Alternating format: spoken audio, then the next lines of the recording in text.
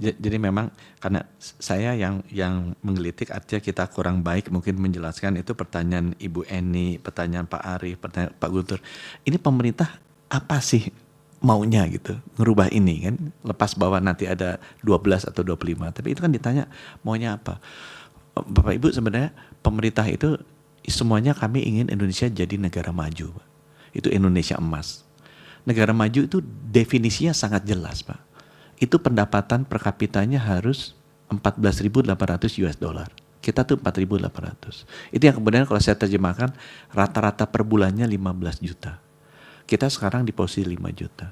Jadi dalam waktu berapa puluh tahun ini kita harus naik dari 5 juta ke 15 juta. Kalau enggak kita enggak akan jadi negara maju. Nah, catatan kedua yang bermasalah di sisi kesehatan, karena di sejarah bangsa-bangsa di dunia, potensi negara maju itu terjadi pada saat puncak bonus demografi. Karena pada saat itulah jumlah pendapatan paling banyak. Karena orang yang produktifnya banyak. Begitu udah lewat yang usia tua kayak saya lansia ini turun, ini kan tidak produktif sehingga nggak bisa menaikkan GNI per kapitanya itu jadi tinggi. Nah itu terjadi 2030-2035 Pak. Kalau bangsa Indonesia gagal menjadi negara maju, gagal menembus 14.800 antara 2035-2040, seumur hidup Pak, anak kita, cucu kita akan tinggal di negara berkembang. Biasanya orang ekonomi bilangnya middle income trap. Jadi kita akan berdosa seumur hidup kita karena membiarkan negara Indonesia tidak bisa break the barrier negara maju pada saat puncak bonus demografi. Nah sekarang gimana supaya kita bisa masuk? Di mata kami Pak teknokrat, karena itu ngitungnya kan income per kapita ya. Kita butuh jalan iya, butuh sumber daya. Tapi kan objeknya orangnya Pak. Negara maju tuh income-nya 14.800.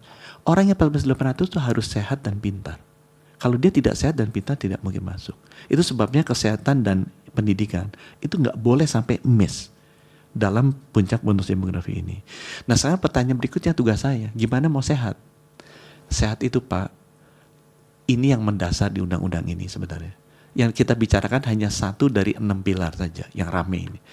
Untuk bikin sehat, paradigma yang berubah tadi ditanya perubahan paradigmanya adalah tugas Menteri Kesehatan di seluruh dunia. Itu namanya Menteri Kesehatan Pak. Bukan Menteri Kesakitan atau Menteri Kedokteran. Tugas Menteri Kesehatan menjaga masyarakatnya tetap sehat. Bukan hanya mengobati orang sakit. Waktu saya masuk Pak, 80% waktu saya, 80% saya itu mengobati orang sakit. Ini menjaga harus tetap sehat. Nah kita lakukan reform di 6 bidang. Puskesmasnya harus lebih lihat di rumah sakit, bidangnya apanya itu. Nah salah satu untuk menjaga orang sehat Pak, masalah utamanya itu mahal Pak. Kesehatan itu mahal. Bapak kalau lihat kenaikan di seluruh dunia itu biayanya tinggi sekali. Nah cara supaya kita bisa murah adalah benar-benar memastikan dia jangan sampai sakit. Jadi daripada ngurusin orang dokter spesialis dia kena serangan jantung, pasang catheter, pasang ring, dia harusnya sejak sekarang harus rajin lari, makanya dijaga, kalau darah tinggi minum obat, kalau gula minum obat. Jangan sampai dia kena serangan jantung, jangan sampai serangan ginjal. Nah untuk itu, salah satu kenapa isu ini keluar, kita lakukan reform di 6 bidang. Di bidang layanan primernya, rumah sakitnya, pembiayaan kesehatan juga besar sekali. Tapi yang paling ramai adalah yang ini. Masalah sumber daya. Kenapa kita rubah? Karena sumber daya kita kekurangan sekali. Kekurangan sekali. Itu sebabnya the biggest ever reform itu dilakukan sumber daya. Begitu kita dorong, disinilah konflik itu terjadi. Jadi kalau ditanya, apa sih latar belakangnya, apa yang mendasar? Kita harus Bapak Ibu 2035 lewat. Kalau enggak, dosa kita karena cuci kita. Dan ya nanti itu ditambahkan di keterangan tertulis. Itu sebabnya kenapa kemudian kita melakukan reformasi ini, termasuk juga reformasi organisasi profesi untuk bisa mengejar ke arah sana. Dan saya bilang Pak, kalau kita menjadikan masyarakat kita sehat, tugasnya kita itu emang fokusnya masih ke sana. Pak Menteri, sedikit. Ya. Ini kan susah nih lawan orang perbankan ini situ. Enggak Pak. Gini, kalau Pak Menteri jelaskan argumentasi itu dengan detail, dengan kebutuhan. Pertanyaan saya kan dengan penjelasan Pak Menteri tadi, apakah reformasi institusi di bidang kesehatan itu itu dilakukan karena ada hasil studi yang mengatakan institusi yang ada selama ini itu tidak akan mendukung transformasi kesehatan ini. Pak Menteri bicara terus terang aja, nggak usah berbelok-belok juga Pak. Ini forumnya terbuka ini. Sampaikan aja. Makanya tadi saya minta tolong dong datanya yang membuktikan itu disampaikan ke kita begitu. Ini Pak Sekjen di sebelah itu sudah senyum-senyum itu. Gitu.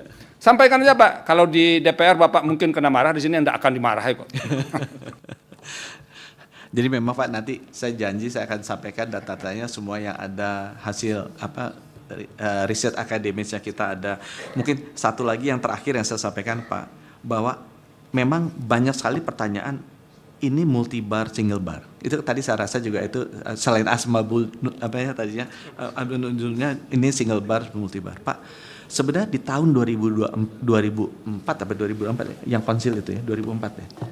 Saya merasa itu hebatnya teman-teman perumus undang-undang udah lakukan. Pak, supaya nggak ada perbedaan etik, nggak ada perbedaan standar pelayanan, profesi, orang masuk blacklist di satu bisa masuk ke yang lain, itu kan, itu justru harus satu kan pencatatannya.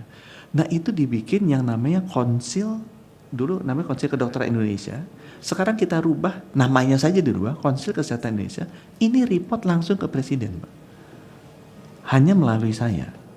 Nah semua standar-standar itu dilakukan di konsil Pak. Jadi nggak mungkin standar profesinya beda, nggak mungkin standar pelayanannya beda, nggak mungkin standar ininya beda. Justru dengan itu dilakukan di konsil, dan konsil itu report ke Presiden.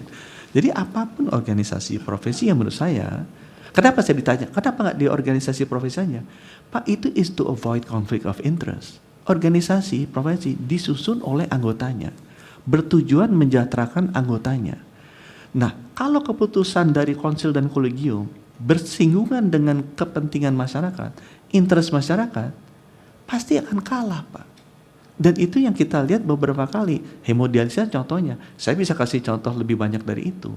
Bahwa kompetensinya, demi anggota kita supaya lebih banyak, kita kurangin, yang bisa melakukan ini aja. Akibatnya kan masyarakat tidak terlayani.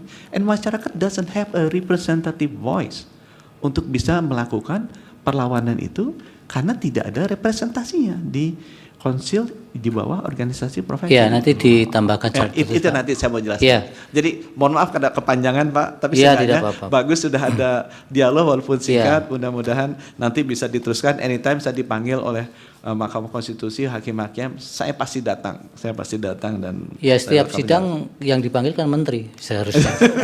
Tidak pernah menteri yang lain juga. Kami senang kalau Pak Menteri selalu bisa hadir, nanti bisa langsung dialog dengan persoalan-persoalan yang dihadapi oleh pihak terkait dengan dari pemohon juga, jadi bisa langsung direspon. Baik, jadi memang mudah kalau